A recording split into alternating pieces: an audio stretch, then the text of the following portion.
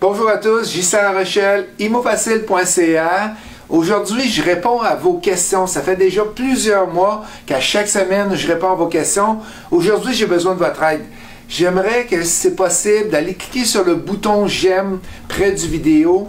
Je veux aider le plus de gens possible pour investir en immobilier et j'ai besoin de votre aide. C'est comme ça que mon vidéo va se ramasser dans plusieurs fils d'actualité. Fait qu'allons-y avec les questions maintenant. Nous avons Isabelle. Nous désirons acheter un 12 ou un 16 logements en partenariat avec un investisseur passif. Comment doit-on procéder pour le débourser?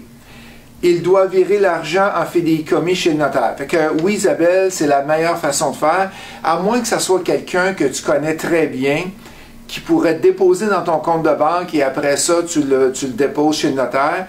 Mais normalement, quand je fais du partenariat, et je peux te dire que j'en fais beaucoup, j'essaie de le faire en le transférant chez le notaire, mais parfois aussi, je le mets dans le compte de banque. Devons-nous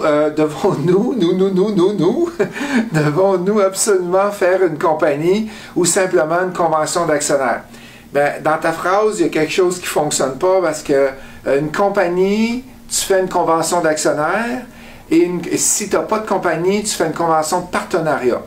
Fait qu'il faut voir. Fait que si tu as une compagnie qui détient, vous êtes les deux actionnaires et vous avez une convention d'actionnaire. Si vous n'avez pas de compagnie, c'est que vous avez, les deux vont avoir leur nom sur les titres de la compagnie. Si tu veux comprendre un peu plus comment ça fonctionne, on a une formation de 3 heures sur le cours « Devrais-je m'incorporer ». Maître Luc Audet va pouvoir tout vous expliquer ça, comment fonctionnent les partenariats, est-ce que c'est l'incorporation et comment qu'on fait quand il y a plusieurs personnes qui ont des holdings, qui veulent investir et faire des partenariats ensemble. Fait que je crois que le cours est dans quelques semaines, fait juste regarder sur le site internet. On s'en va maintenant avec Philippe. Que devraient représenter en pourcentage les dépenses de taxes municipales et scolaires par rapport aux revenus de l'immeuble? Normalement, avec mon expérience, c'est entre 12 à 18 % environ des revenus bruts. OK? 12 à 18. J'ai un immeuble en particulier que je me rappelle, j'étais à 21. Pourquoi? Parce que la ville, elle dépense et le taux de taxation augmente de beaucoup. Fait que normalement, 12 à 18, on le voit dans le calculateur aussi, vous êtes capable d'ajuster dans le calculateur de multilogement. Vous mettez par exemple 12 à 18 qui est ma norme. Si les taxes tombent en dehors de cette norme-là, il y a un flag rouge, il y a un drapeau rouge à côté qui s'allume dans l'Excel et vous pouvez suivre après ça ou que vous pouvez améliorer vos revenus ou dépenses. Alex, on parle souvent de l'immobilier versus autres placements pour ses avantages, l'effet de levier. Juste expliquer c'est quoi l'effet de levier à tout le monde.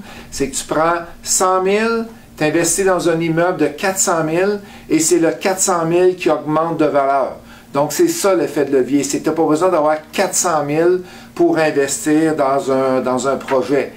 Si tu achètes un CPG à la banque, tu as besoin de 400 000 pour que ça travaille 400 000.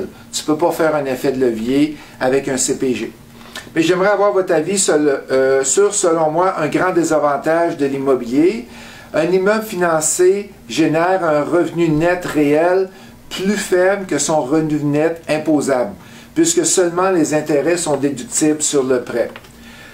Donc, on se trouve à payer de l'impôt sur une portion que l'on ne possède pas réellement dans nos poches. Qu'est-ce qu'Alex nous dit là présentement? C'est que quand tu fais la formule de l'immeuble à revenu, moins dépenses, moins de financement, le total, le capital plus intérêt, donne les profits. Quand on fait qu'est-ce qui nous reste dans nos poches, par exemple, on dit tout le temps de 50 à 75 $ par porte par mois, ben, on calcule le paiement de capital et on calcule le paiement d'intérêt. Mais quand on arrive au fisc, le paiement de capital n'est pas une dépense. Fait que c'est sûr que là, il y a plus d'impôts à payer à cause de ça. Mais moi, je ne m'inquiéterais pas trop à ta place, Alex, parce que si tu as un immeuble rentable, tu ne verras pas passer cette partie-là, il n'y a aucun problème. Si ton immeuble, tu fais zéro, comme plusieurs condos qu'on voit, tu fais zéro avec l'impôt, zéro quand tu fais revenu moins dépenses, ben c'est sûr que tu vas manquer d'argent pour être capable de payer tes impôts. On s'en va avec la dernière question. Mathieu, j'ai un 24 logements que je suis en train de cibler. Les revenus sont en bas du marché d'environ 50 $ par logement. Quels seraient les trucs techniques que tu utiliserais pour les augmenter dans l'optique que tu voudrais le faire refinancer pour d'ici une période de 1 an parce qu'il est avec un prêteur privé? Je fais un appel à tous. Si vous avez des techniques qu'on peut aider Mathieu, j'aime beaucoup ça, faire ça. Fait que tout le monde, on s'aide sur les vidéos. 3 techniques, Mathieu. Est-ce que tu le payes trop... première question, est-ce que tu le payes trop cher ton immeuble? Parce que 24 logements augmentés de 50 $, puis c'est ça qui va te permettre d'aller rembourser ton prêteur privé. Je trouve ça risqué. OK? Puis si tu n'augmentes juste 2-3, ben là, tu n'es pas capable de rembourser ton prêteur privé. Fais attention, demande-toi, est-ce que tu payes ton immeuble trop cher? Première question, laisser sortir les locataires existants. C'est une des façons qu'on peut faire. Tu les laisses sortir et tu remplaces par des nouveaux locataires et tu augmentes les revenus, le loyer comme ça. Deuxième point, tu fais des rénaux et tu augmentes de 50 $ les revenus grâce à ça. Ou qu'est-ce que tu fais qui n'est pas pour ta réponse à toi, parce que tu veux faire ça dans 1 an, c'est que tu fais une augmentation maximum que tu es capable. Chaque année, ça va peut-être prendre 2, 3, 4 ans avant que tu aies obtenu ton 50, mais ça va valoir la peine de le faire, étant donné que 24 augmenté de 50 en 1 année, dans un coup, tu as tout un défi, mon Mathieu. Regarde-le comme il faut. Appel à tous, si vous avez des idées pour aider Mathieu, on va l'écrire en dessous du post. Un gros merci. J'attends vos questions pour la semaine prochaine. Bye!